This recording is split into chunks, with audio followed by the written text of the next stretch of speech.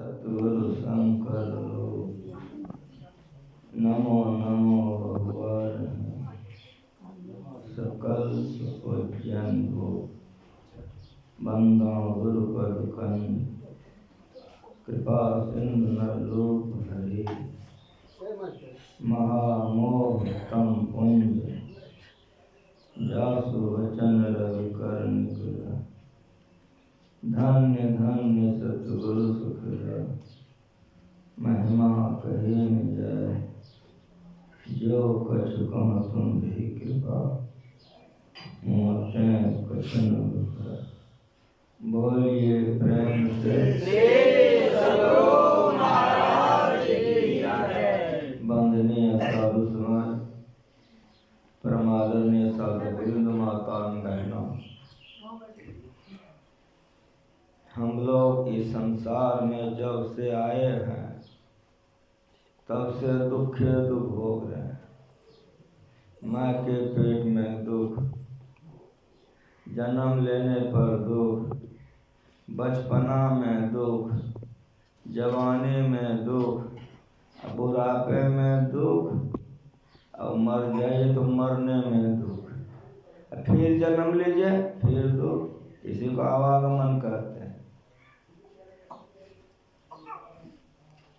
मरना और जन्मना ये बड़ा भारी दुख है। हिंदू अलग, मुसलमान अलग, ये ज्ञान यहाँ नहीं है, ये संत है।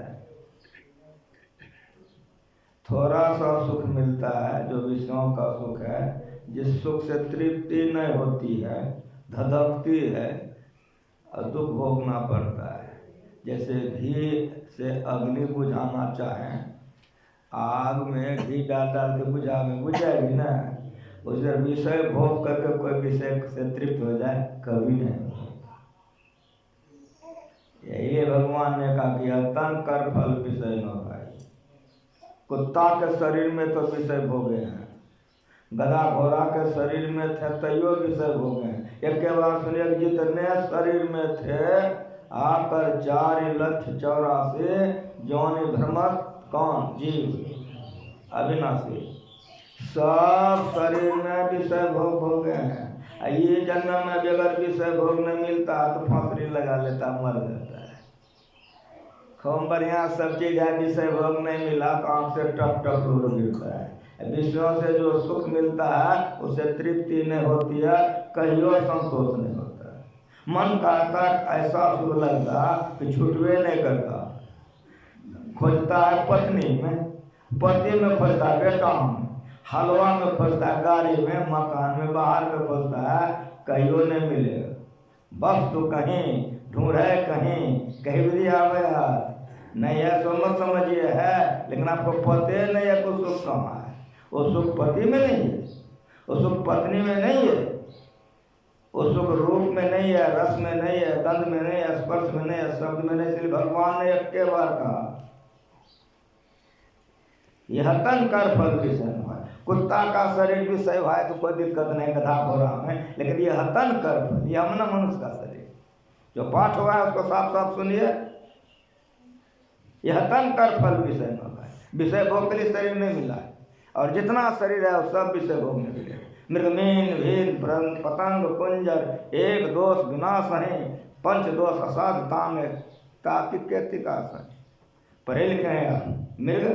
मृगा को कहते हैं, उसको कान का विषय बड़ा प्यारा है। मृगा को कान का विषय बहुत प्यारा है। फंसाने वाला बहेलिया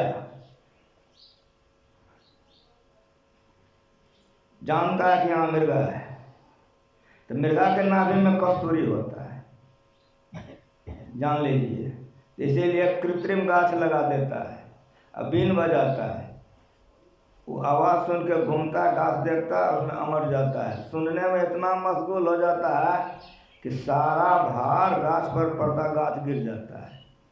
बैलिया बगल में रहता है, मृगा का मार के नाभि से कस्तूरी निकाल लेता है। कान के चलते, श्रवण ज्ञान के चलते मृगा का जान चला गया।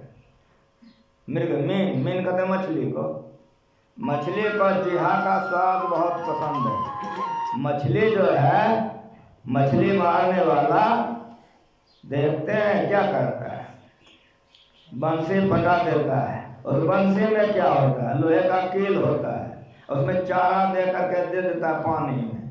अब मछली आती है, खा जाती है, उसको निकाल के बढ़िया से नमक तेल मिला के खा जाता है। गया जान, मृगा का जान वैसे गया, अब मछली की जान ऐसे चले गए। मृग मीन भृंग भौरा, उसको नासिका का बहुत प्रेमी है, कमल खिला बैठ जाता है भौरा, मशगूल हो जाता है लेने में। शाम हुए हो रहा है ना, तो जैसे जैसे सूरज डूब जाएगा कमल सुटक जाएगा, उसी में वो बंद हो जाता है। इतना मशगूल हो जाता है ना, वो बंद हो जाता है। और उधर से हाथी आता है, सबको चबा के खा जाता है। मीन भृंग पतंग कुंजर, कुंजर का हाथी को। राजा लोग थे, बहुत धनवान लोग थे। गांव गांव में 2 गो 5 गो 10 गो हाथी रहता था। मेरे गांव में भी 5 हाथी था। अब तो जमाना बदल गया, समय बदलता है तो सब बदल जाता है, लेकिन हाथी है अभी भी। तो जो पहलवान होता है, जो हाथी होता है, तो क्या करता है, जंगल में बहुत गजराज सब मस्त सब हाथी होता है, तो हथनी को यहाँ से खा देता है। इसको कहते हैं स्पर्श विषय। एक आगे में बहुत बड़ा गड्ढा फोड़ देता है, उस पर बांस दे देता है, बांस पर खड़ वगैरह दे देता है, जंगल झाड़ देता है, गड्ढा दिखाई नहीं पड़े। हथनी आ गए, हथा देखा, पागल हो गया विषय भोग के लिए, उसका पीछा कर रहा, हथनियाँ भाग जाती है, सिखाई हुई है। अब 2-4 गो हाथी उसका पीछा कर रहा है। वो करती क्या है, वो तो जानती है, वो ऐसे घूम करके ऐसे ऐसे आती है, वो जानती है करैया है, तो ऐसे घूम करके ऐसे आती है। एक कामातुर उधर से आ रहा है, तो सोचता है कि सीधे चले जाए तो पकड़िए न लेने, हराम हराम पर हम सब गिर जाता है। कतनो पहलवान आदमी रहे, 2-4 दिन उसको भोजन करने के लिए नहीं दीजिए, तब क्या गति होगा तो बताइए। तो हाथा सब जो मस्त मस्त गजराज सब है, खदैया में 2-4 दिन छोड़ देता है, भूख से सब लटर पटर हो जाता है। उसको ले जा करके कांटादार लगा करके पकड़ के आता है, पीठ पर बैठ करके गजवा भक्तागत रहे। समझ में आ रहा है? मृगमीन भृंग पतंग कुंजर, एक दोष बिना सही, एक एक विषय के चलते एक एक जीवात्मा का जान चला गया, एक एक पशु का। हमको 5 चाहिए कि नहीं चाहिए, बोला ईमानदारी से। आँख से देखना, कान से सुनना, नाक से सूंघना, जिह्वा से चखना, हाथ से स्पर्श करना, ये 5 विषय है। रूप, रस, गंध, स्पर्श और शब्द। भगवान ने कहा प्रजा को बुला करके, प्रत्येक भक्त चाहता है भगवान का दर्शन हो जाए, काम बन जाएगा। लेकिन बढ़िया सूर्य संगमत का सत्संग है, भगवान ने सब प्रजा को बुलाया है कि नहीं? ऐसा कॉमन पाठ है ये, प्रत्येक अखिल भारतीय जिलावासी और कोई पाठ हो नहीं हो, ये होगा ही। लेकिन जो जितना जानता है उतना बोलेगा ना, जानबे नहीं करता तो क्या बोलेगा? भगवान बुलाए हैं सबको, सब भगवान का दर्शन कर रहा है। तो भगवान ने कहा कि हमरे माथे पर पानी दे दो तो उद्धार हो जाएगा, अगरबत्ती दिखा दो, फूल ला के चढ़ा दो, गोड़ धो के पी लो, ये करता है। हम लोग यही करते हैं, सब भक्त ही करता है, चाहता कल्याण हो जाए।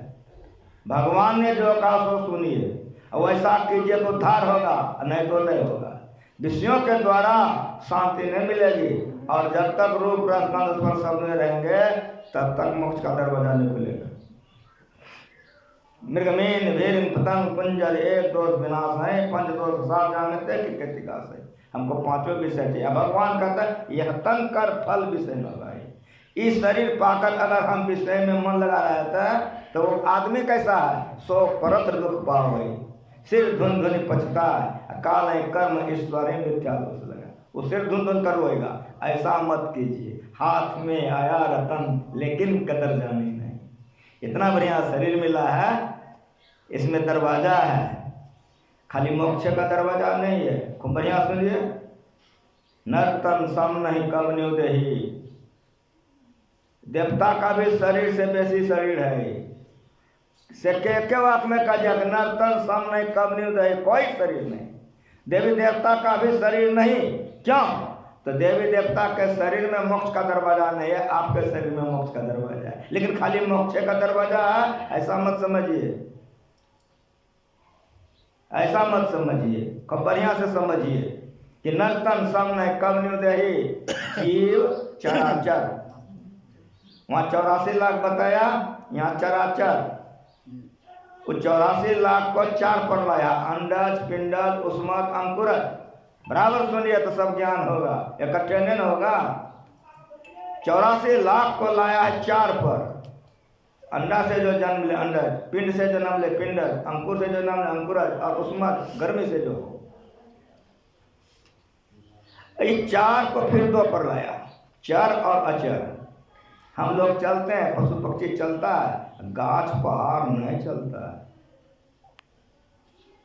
जीव चराचर 2 पर लाकर, जो चर है चाचर है, जीव चराचर जहाँ चलते ही भीख मांगता, करी शरीर मिल जाता तो हमारा उद्धार हो जाता। नरक सरक अपवर्ग निशानी, इस शरीर में पहला दरवाजा नरक में जाने का। इस शरीर जो आपका है, इसमें पहला दरवाजा नरक में जाने का है, और तब दूसरा दरवाजा स्वर्ग में जाने का है। ये दोनों से अगर यदि आप बच जाइए या ऐसा कमाई कमाइए तब मोक्ष का दरवाजा है। नहीं तो यही दरवाजे में तो सब हराम हराम गिर जाता है, बाहर जाइए नहीं सकता है। पहला दरवाजा अंधकार है। इस नगरी में तिमिर समाना, खाली संतवाणी सुनिए, मेरा गुरु से कहा है, अटक्कर पंचो कुछ कुछ सुन है। संतवाणी का उदाहरण संतवाणी से, इस संत मत का है, सारे संतों ने ज्ञान बताया है, एक संत ने नहीं, सभी संतों ने। इस नगरी में तिमिर समाना, इसका कहता है नजदीक की वस्तु को और उसका कहता है दूर की वस्तु को। तो जिस नगर में आप रहे तो इस नगरी में बता शरीर में तिमिर समाना, तिमिर में अंधकार, समाना में घुस गया है। आंख बंद करके देखो, हिंदू मुसलमान जनानी मर्दाना कोई हो, डॉक्टर इंजीनियर मूर्खा पढ़ा कोई हो, आंख बंद करके देखो क्या देखते हो? अंधकार। जब तक अंधकार में रहोगे, चाहोगे झूठ नहीं बोलेंगे, बोलवे करते हो। रोज कहते हो झूठ नहीं बोलना चाहिए, क्रिया खा के बोलो कि बोलते हो कि नहीं बोलते हो। चोरी नहीं करनी चाहिए, और रोज चोरी करते हैं कि नहीं करते हैं? कोई कहे बाबा हम चोरी नहीं करते हैं। एक MA क्लास का लड़का था, हमसे बातचीत होने लग गई। वो कहा बाबा हम चोरी नहीं करते हैं। हम कहा बेटा दिन रात चोरी करते हो है, सब का अपने रंग बुझे छी। हम कहलिए बात तो तुम ठीक कह गलत नहीं कह रहे। चोरी केकरा कह रे? MA पढ़ा था, तन मत, मन मत, जाति मत, राज मत, विद्या मत, ये सब मत है। इतने मत को रद्द करे, खाली खाइए जर्दा शराबे मत नहीं है, और इससे भयंकर भयंकर मत है। पढ़ा लिखा था MA, कह दिया हम तो कभी चोरी नहीं करते हैं, आपको चैलेंज देके करते हैं। हम कहेंगे मुस्कुरा दिया, बच्चा था ना, तो बच्चा को सिखाने के लिए तो बहुत कुछ करना हो। बच्चा दांत काट लिया, दांत तोड़ दीजिएगा? अब बच्चा नमरी चीर दिया तो हाथ काट लीजिएगा? नहीं ना, सिखाना है ना उसको, सिखाने में बड़ा मेहनत लगता है। किसी का तकदीर होता है, सीख लेता है, नहीं तकदीर का भूल जाता है। हम कहें कि देखो किसी की वस्तु है, तुम बिगर पूछे ले लिए, इसी को चोरी कहते हैं। और किसको कहते हैं? हमके हाथ ने किया। कहाँ बाबा? हम कहा अब मेरी बात सुनो, हाथ से दूसरे की वस्तु को तुमने ले लिया, चोरी हो गई ना? हाँ। तो हम कहते बेटा आप बढ़िया से सुनो, आँख भी चोरी करती है और जिहा भी, और कान भी चोरी करता है। MA पढ़ा था, तुरंत रोने लग गया पैर पकड़ के। समझ रहे हैं? जो चीज़ नहीं देखना चाहिए छिप कर देते हैं, जो चीज़ नहीं बोलना चाहिए छिप के बोलते हैं। जो चीज नहीं सुनना चाहिए छिप के सुनते हैं। क्या है? होशबस में सुनिए, 5 इंद्रियों में से कोई इंद्रियां हमारे विषय में नहीं बहके। ये भगवान राम का आदेश है, यह तन कर फल विषय न भाई। अंधकार मंडल में जब तक रहेंगे भूल भरम हर बार। MA PhD डिलीट करके आता है, मांस मछली दारू शराब लेता है, दूसरे के बहू बेटी को लेकर कलम में जाता है। ज्ञानी कहिएगा ना? हाँ कहिए। कबीर साहब कुछ पढ़े लिखे नहीं थे, शस्त्रार्थ करने के लिए विश्वासित गए थे, चेला बनना पड़ गया उसको। सुने हैं कहानी, कहेंगे हमारा समय बर्बाद हो जाएगा। समय समय पर कहता हूं, इस नगरी में तिमिर समाना, इसीलिए कुछ बन करके रहिए। काम वासना सताएगा, रोते रोते तकिया भिग जाता, जो कर्म करने का वो कर्म कर लेता है, कर लेती है। क्रोध आ गया, अबोध हो जाता है। काम दीवाना, क्रोध है राजा, बस है 2500 चोर, मुसाफिर जीवात्मा है। काम को दीवान बनाया मंत्री, और क्रोध को राजा बनाया। क्यों? काम वासना होती है, तो माँ है, बहन है, पिता है, समाज है, तो काम को दबा लेते हैं जबरदस्ती। लेकिन क्रोध उठ जाता है तो नहीं माँ बोलते हैं, नहीं बाप, नहीं भाई बोलते हैं, हाथ गोद सब चल जाता है। काम दीवाना, क्रोध है राजा, बसे 2500 चोर, मुसाफिर जइयो कोनी ओर। इस नगरी में तिमिर समाना, भूल भरम हर बार। इसलिए करो क्या? इससे बचने का उपाय क्या है? कैसे बच सकोगे? तो बहुत धन कमाने से बच जाओगे, शादी ब्याह करने से, बाल बच्चा पैदा से बच जाओगे, राजा महाराजा का प्रतिष्ठा प्राप्त करने से बच जाओगे? नहीं, खोज करो अंतर उजियारी। अगर इससे बचना चाहते हो तो अंदर में प्रकाश का खोज करो।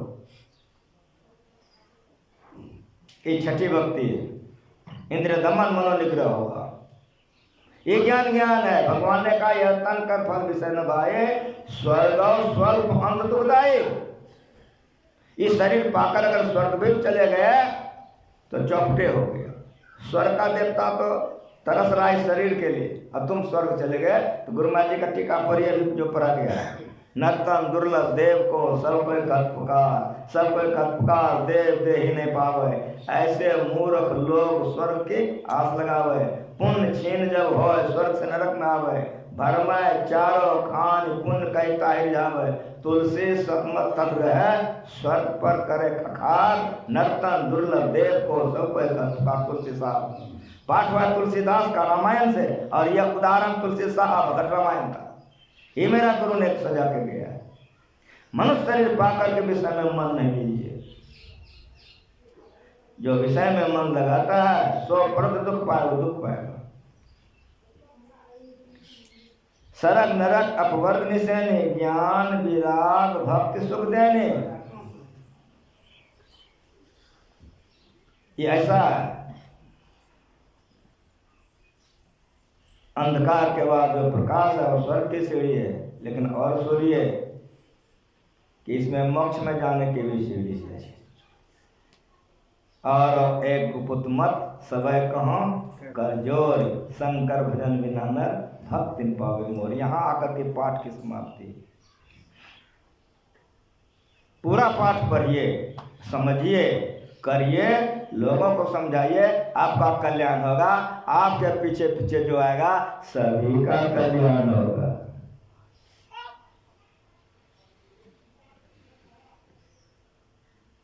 तैलंग स्वामी के गुरु थे भगीरथ स्वामी। तैलंग स्वामी के गुरु थे भगीरथ स्वामी।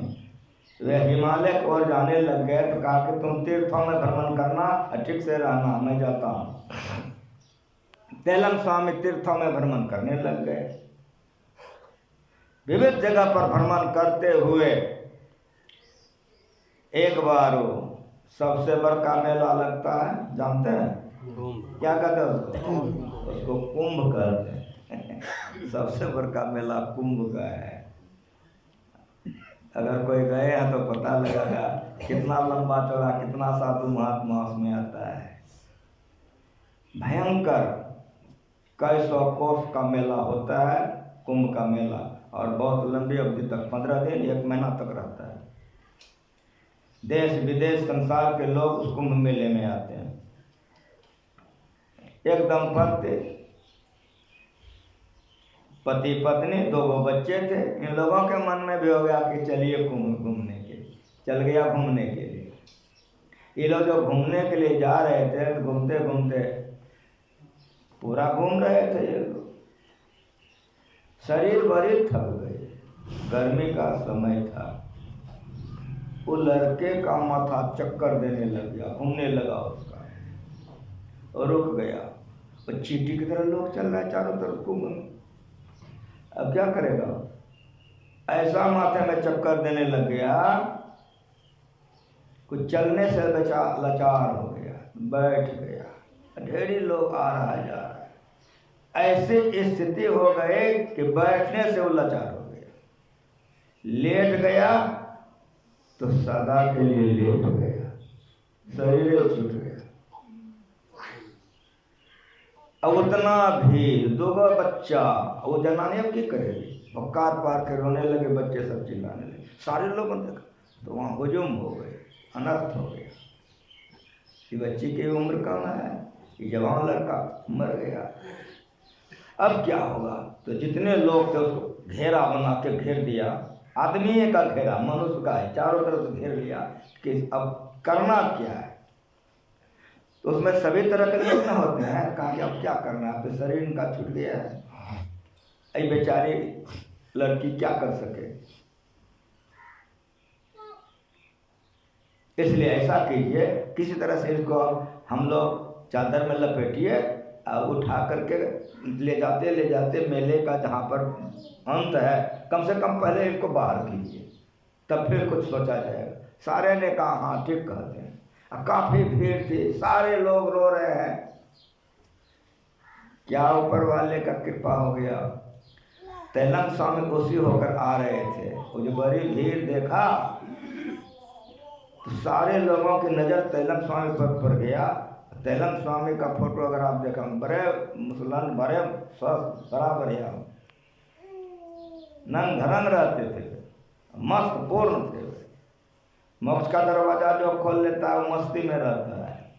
8 पहर सन्मुख रहे सभी बांधे बना हो, जीत चला भवसागर असुरा मर्दना, वो जिद जाता मस्ती से घूमते रहता है। नजर पड़ गए, सारे लोग इनको घेर लिए, सारे रो रहे हैं, दिखलाने लग गए कि बाबा अनर्थ हो गया। सब रो रहा है, जनानी मर्दाना सारा रो रहा है। वातावरण एकदम करुणा से भरा हुआ। सब पैर पकड़ लिया कि बाबा देखिए ये तो मर गया है, आशीर्वाद कर दीजिए बाबा, कोई उपाय कर दीजिए। जब सारे लोग खूब रोने लग गए, खूब चिल्लाने लग गए, प्रार्थना करने लग गए, तो एक बार तैलंग स्वामी मुस्कुराए, देखा का क्या कह रहा है, का मर गया है।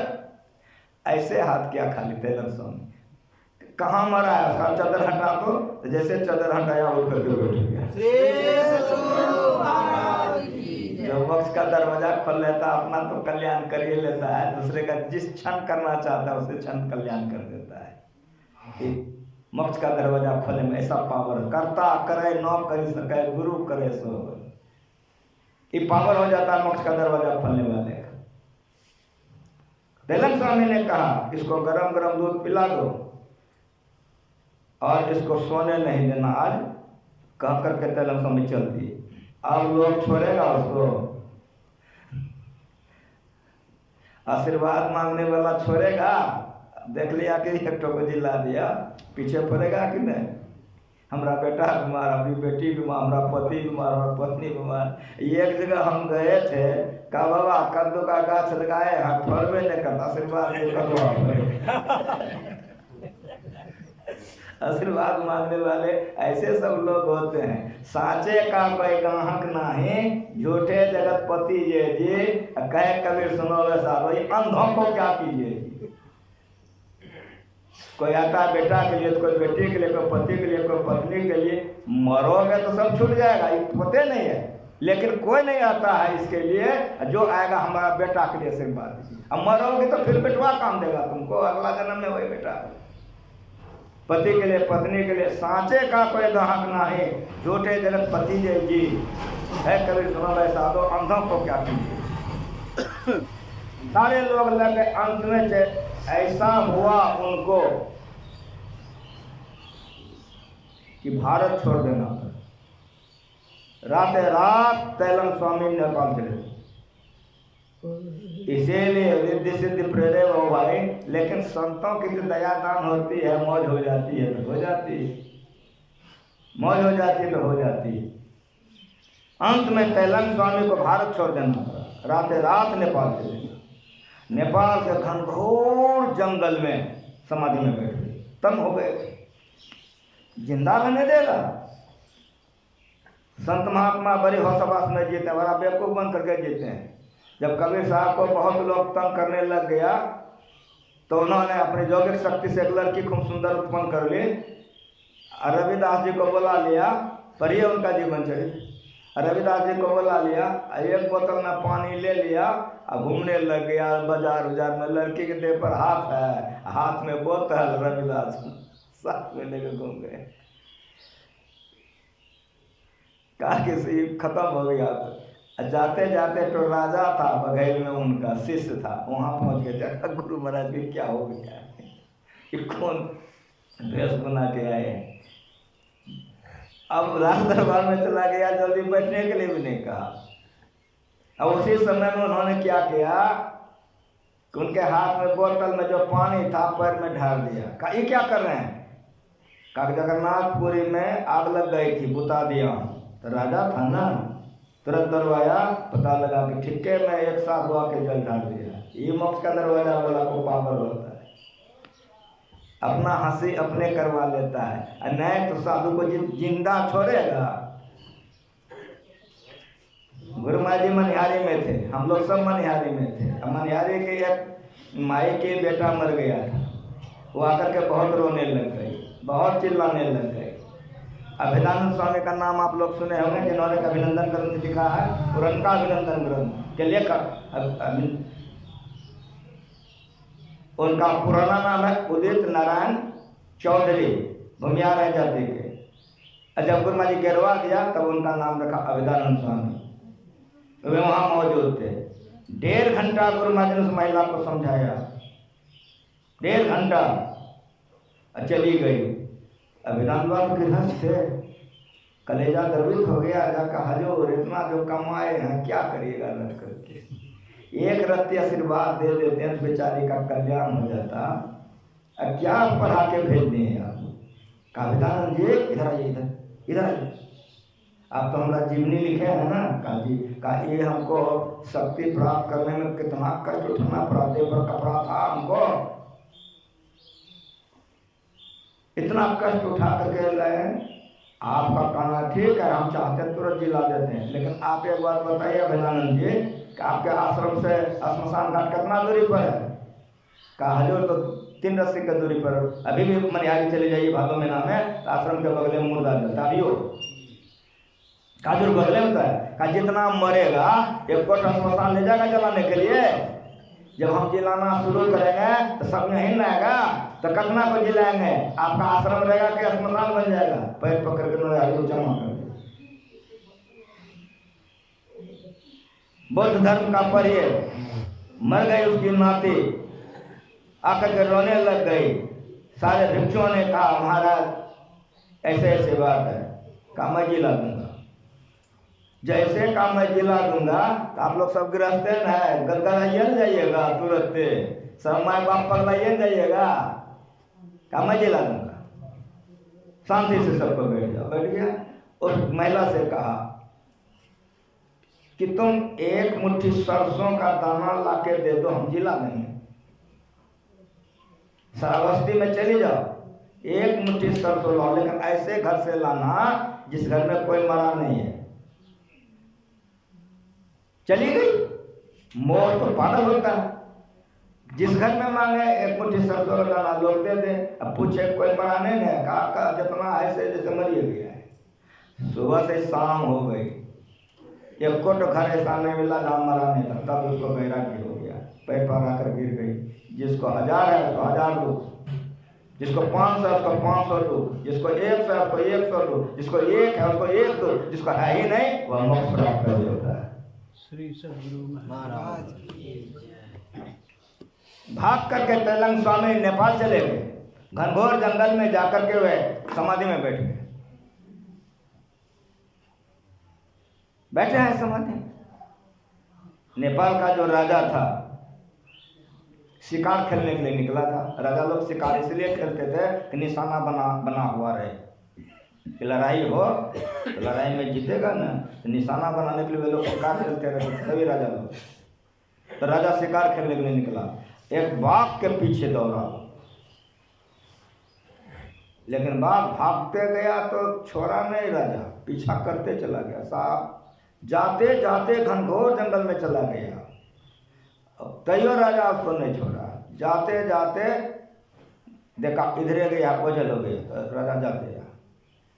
जब जाते रहा तो तेलंग स्वामी समाधि में बैठे थे, बगल में आकर के भगवा बैठ गया।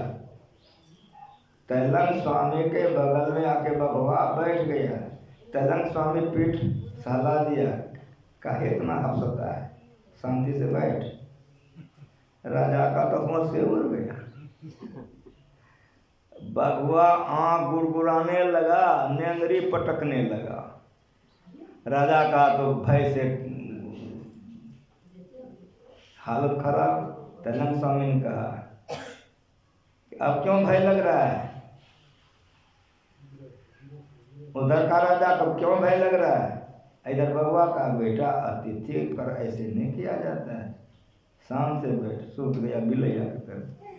राजा का होश उड़ गया। गजब के लोग हैं कि बिलैया की तरह बगवाई का बात मानता है। तब बैठाया, का क्या अपराध किया था जो इसका तुम जान लेना चाहता था? राजा इसीलिए बने हो, जीवों का हत्या करना, पाप उठाना, यह काम राजन आपके लिए ठीक नहीं है। उपदेश दे दिया, समझा बुझा दिया, चला गया। नींद होगा। राजा रात भर सोचा कि मेरे राज्य में इतने पहुंचे हुए महापुरुष हैं,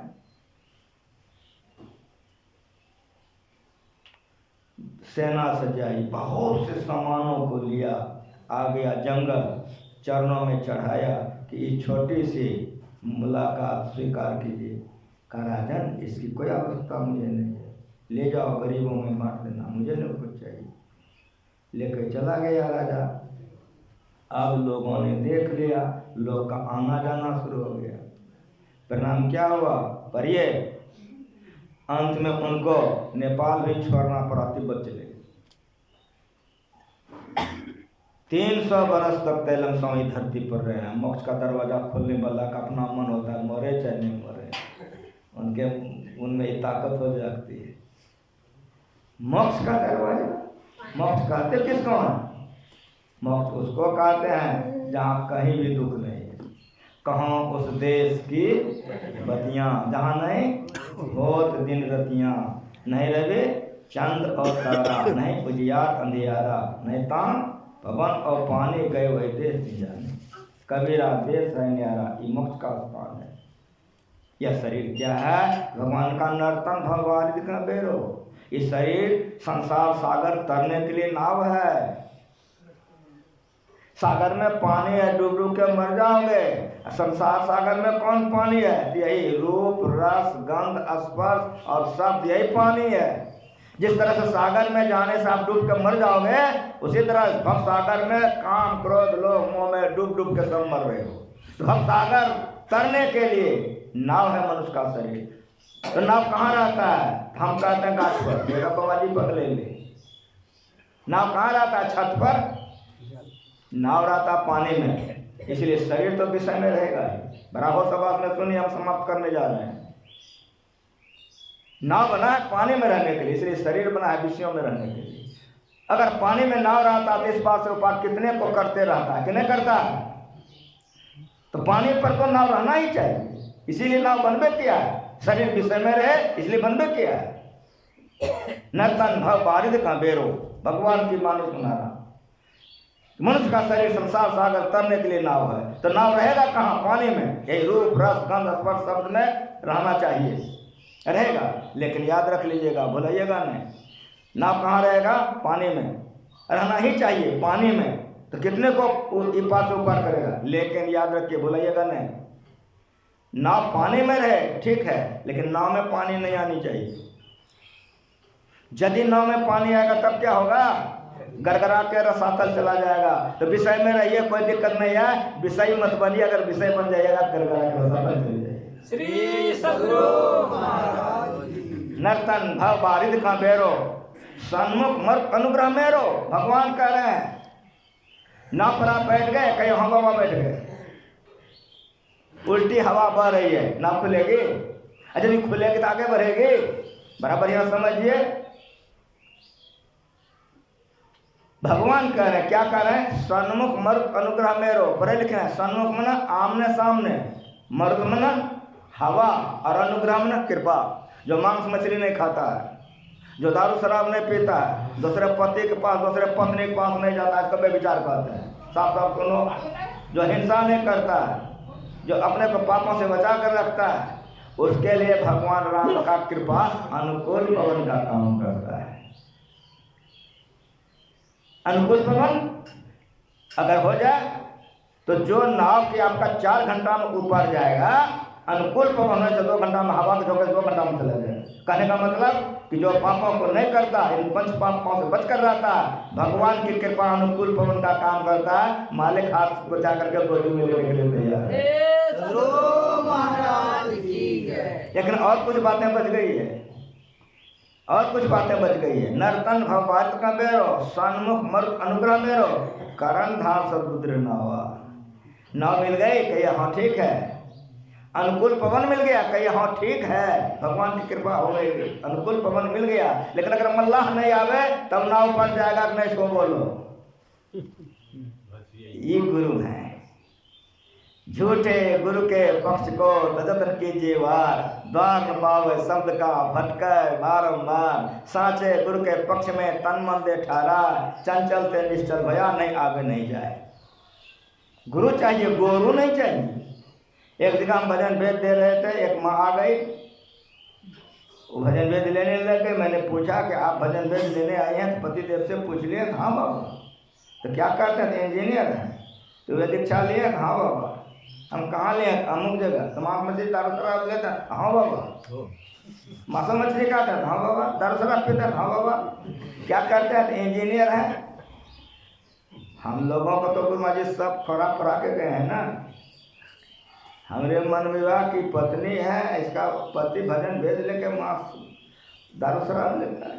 हम कहाँ है, कहा बाबा उनकी आज्ञा से मैं आई हूँ, वो बाहर में ठहरे हैं, वे खुद ही लाए हमको दिलाने के लिए, बाबा से तुम दीक्षा ले। हमको उनको पहले बुलाइए। आ गए। मैंने कहा बैठिए, आपकी धर्मपत्नी है? हाँ। तो आप दीक्षा लिए? हाँ। तो मांस मछली खाते हैं? तो खाता हूँ। दारू शराब पीते हैं? तो पीता हूँ। मैंने कहा कि आपको गुरु ने नहीं कहा था कि मांस मछली मत खाइए, दारू शराब मत पीजिए? कहाँ बाबा, उन्होंने मुझको कहा है कि 6 दिन तक खाओ पियो, 1 दिन नहीं खाओ। तो 1 दिन मैं नहीं खाता। ऐसा सब गुरु धरती पर मौजूद है अभी। वो का 6 दिन मैं मांस मछली दारू शराब खाता पीता हूँ, 1 दिन नहीं खाता हूँ। तो मैंने कहा कि अब मेरी बात कुछ सुनेंगे? कहाँ बाबा, कई दिन से आपका सुन रहा हूँ, इसलिए पत्नी को दीक्षा के लिए भेजा हूँ। मैंने कहा कि जिन्होंने आपको दीक्षा दिया है उसको आपके मत में ऋत्विज कहते हैं, कच्ची। मैंने कहा जो ऋत्विज होते हैं, जो दीक्षा देते हैं, वे लहसुन प्याज तक नहीं खाते हैं। तो हाँ बाबा, जब वे मेरे यहाँ आते हैं तो लहसुन प्याज नहीं खाते हैं। मैंने कहा कि अब आप सुनिए कि जिसने आपको दीक्षा दिया ऋत्विज, वे लहसुन प्याज तक नहीं खाते हैं, और आपको उन्होंने आदेश किया कि 6 दिन खाइए, 1 दिन नहीं खाइए। आपका हृदय क्या कहता है? 6 दिन आपकी पत्नी पे विचार करे, 1 दिन नहीं करे। 6 दिन आप पे विचार कीजिए, 1 दिन नहीं कीजिए। 6 दिन किसी का जान मारिए, 1 दिन नहीं मारिए, उद्धार होगा? थोड़े का तो हम समझाएं, भारत का बच्चा था, वो रोने लग गया, पैर तो कर लिया। कहो आपसे मांस मछली दारू शराब आपके चरणों में चढ़ा दे। हम कहते सुनिए, आपकी पत्नी को दीक्षा देना था, इसलिए आपको कहा मैंने, ऐसे गुरु से सावधान रहिए। झूठे गुरु के पक्ष को तजतन कीजिए वार, द्वार न पावे शब्द का भटके बारंबार। साचे गुरु के पक्ष के तान मन दे ठारा, तो चंचल थे निश्चल भया, मोक्ष हो गया। चंचल थे निश्चल भया, परमात्मा को पाके आत्मा, परमात्मा पाके परमात्मा हो गया, मोक्ष हो गया। नर्तन भव वारिद का बेरो सनुमत अनुग्रह मेरो कर्मधा सदुर्ध नावा दुर्लभ शास्त्र कृपावा जौनतरे भव सागर न समादस पा सुख निंदक मनुमति आत्मना गति जाए। शरीर नाव है, ईश्वर की कृपा अनुकूल पवन है और गुरु की कृपा से मोक्ष मार्ग खुल जाता है और मोक्ष में जाकर आत्मा परमात्मा एक होकर के एक हो जाता है, सारे दुखों से निवृत्ति हो जाती है। इस ज्ञान का प्रचार गुरु महाराज किए हैं, हम लोगों को मन से करते रहना चाहिए, पापों से बचते रहना चाहिए, त्रिकाल संध्या करना चाहिए तो परम कल्याण होगा। इन शब्दों के साथ एक बार फिर से भजन गाने के लिए दे दीजिए, वहाँ का एक भजन होकर आरती हो जाएगी।